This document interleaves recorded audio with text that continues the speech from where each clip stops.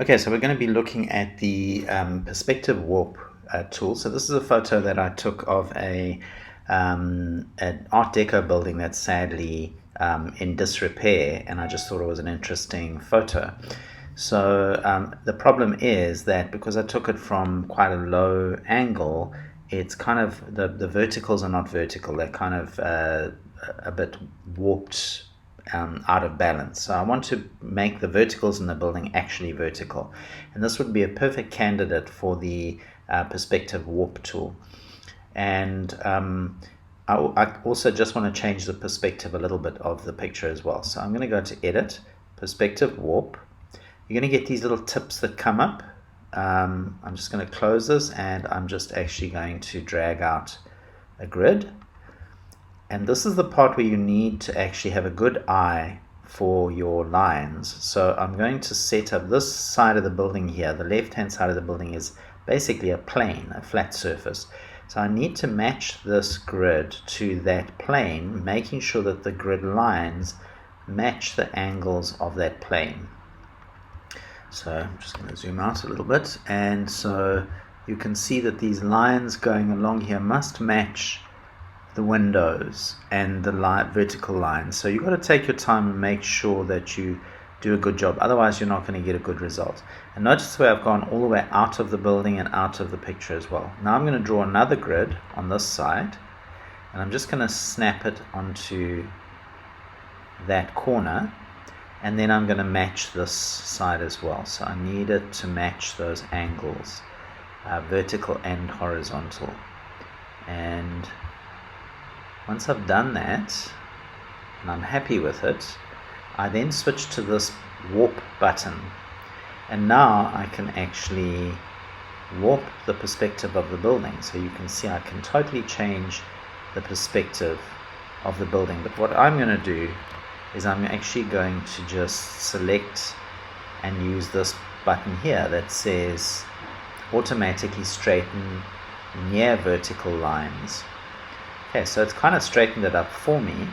Problem is, I now have some transparent edges here where it's warped the pixels.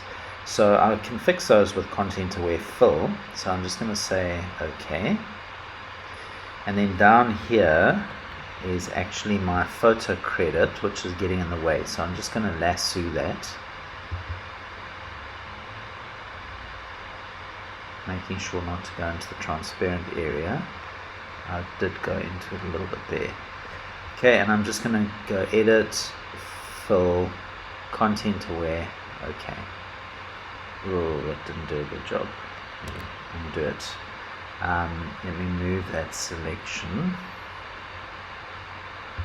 a little bit over, just so there's no transparency there.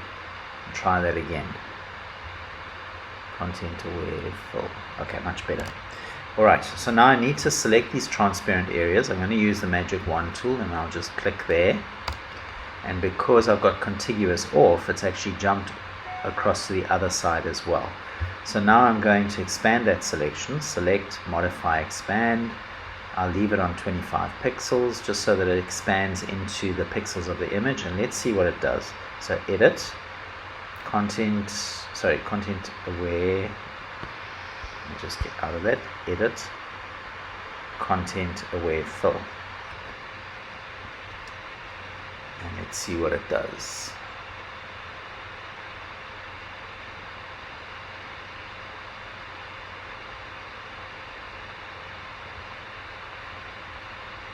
Lots of calculating. Yeah, okay. That's actually pretty good. Then okay. And I'm just going to merge down that layer, Command or Control E, and deselect. And that's actually a pretty good result. And the image is now more or less straightened up. It's because it's angled, it's not all straight, but it's much straighter than it was. So let's look at the original. Okay, that's the original. That's the straightened one. Original, straightened one. Okay, so that's one of the uses for the perspective warp tool. It can be used for anything that's got flat surfaces to change the perspective. I hope you've enjoyed this video. Please subscribe to my YouTube channel and see you next time.